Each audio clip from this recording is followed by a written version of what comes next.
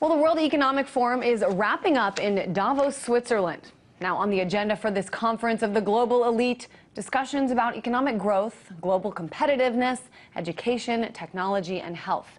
And today, a large focus on the crisis in the Eurozone. Well, RT's Lauren Lister, host of the Capital Account and our own financial guru, is in Davos, and she's with me now to break it all down.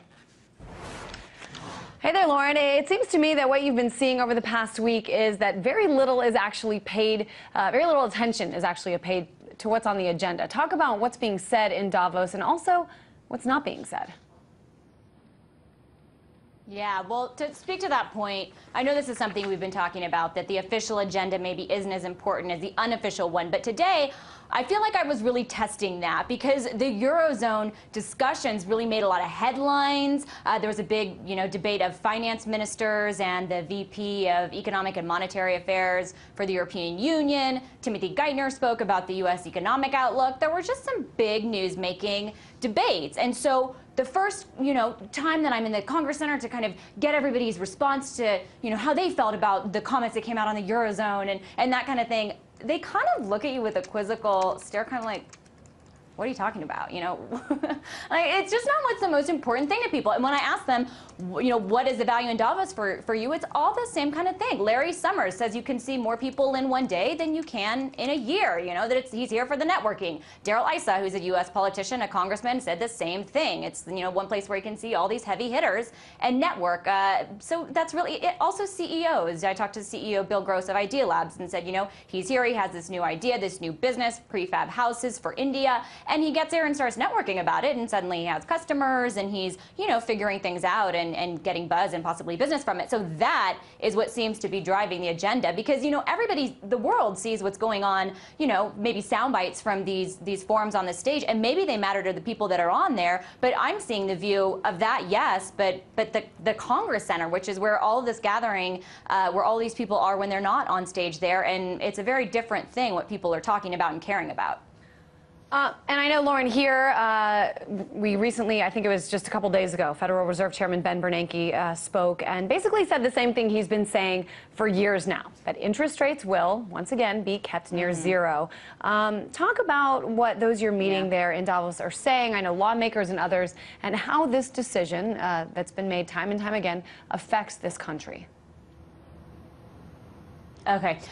No one I talk to is very interested in the Fed, very concerned about the Fed, really talks about the Fed when they talk about the economic problems that maybe they're thinking about. And to give you an example, I did bring this question to a couple of U.S. senators that I did stumble upon, Bob Corker and also Chambliss, who's a senator as well. And I said, if the economy is improving, as Timothy Geithner says, why are interest rates being kept at zero by the Fed?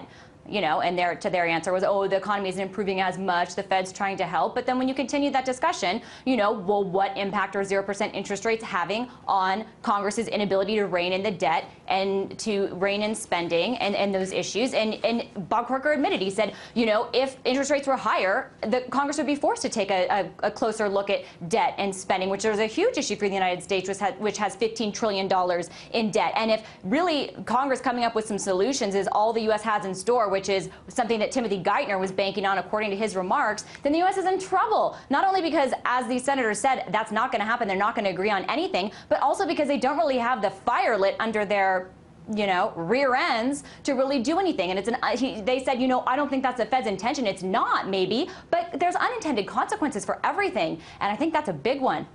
And Lauren, it's really interesting when we talk about the agenda and we talk about this conference in general, as a whole. It seems to me, one of the reasons you're there, too, is to network, is to talk to people in this business and kind of find out their story, get to the bottom of it. How much actual questioning of the scheduled speakers is happening? Is this just sort of listen and golf clap and that's it? Or is there actual questioning of the policies and the system that's in place right now? That is a good question, because there is question and answer sessions in some of these, debates, and they have debate. So these are people, these are important, influential people that are out there debating these issues. But the thing that really sticks out to me is that they're all debating from a very establishment perspective. For example, there was a session on if banks are too big and the consequences of banks that are too big. And it was Rubini, who's obviously, a very well-known economist. And you had Jean-Claude Trichet, who's got a central banking background, and some finance ministers. And they're all debating this, but from within the viewpoint of the current system. So when they talk about how, small banks are really the ones that historically fail, not big banks, so, we shouldn't really be as worried about this. Well, why don't big banks fail? Because they get bailed out by governments and they get supported by Federal Reserve banks. Now, why isn't that questioned at a time when people are out on the streets protesting bailouts? And that's not just people that are the 99%. Those are people I talk to that are the 1% that just aren't Wall Street bankers or CEOs of these huge multinational companies.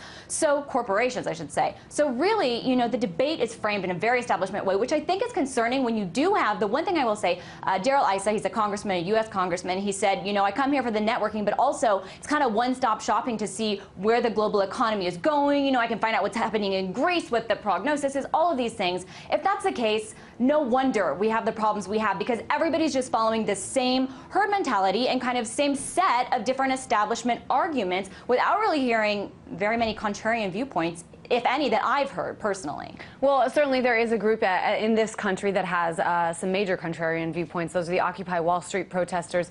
You've been talking this week about how some are actually gathered there. And I think I read that even the founder of this forum, the World Economic Forum, Klaus Schwab, has invited some of them to come and have a negotiating session with him. What can you tell us about that? Will that happen? And if it does, is it sort of just a PR stunt, or will something actually come out of that? Yeah. My read on this, just from gathering kind of the tone of this forum and talking to a lot of people, is this is good PR. This looks good. I'm not saying that maybe Klaus Schwab isn't very concerned about inequality or doesn't care about what these protesters are saying. I'm just saying that the World Economic Forum's agenda and Klaus Schwab's agenda is not reflective of what the 2,600 participants here in Davos at this forum are here to pursue. That's, that's the organization's agenda maybe that it's putting on, or what they're concerned with, but that's not everybody's concern. So with the Occupy protesters that are here, they were invited to this open forum on remodeling capitalism, but this is an event that is open to everybody. This isn't at the Congress Center. This isn't really just the Davos crowd. This is anybody from the community can go. Occupy protesters did go. Klaus Schwab did invite them to discuss their issues, to have a meeting. And when I talked to an Occupy protester, they were negotiating how to do that, where to do it, when to do it, and we're looking to do that. But as I said, Klaus Schwab is one man. He's the organizer. It's not reflective of everybody, I don't think. All right. Well, we will look forward to having you back here in D.C. Enjoy the rest of your time there. RT's Lauren Lister, host of the Capitol Account.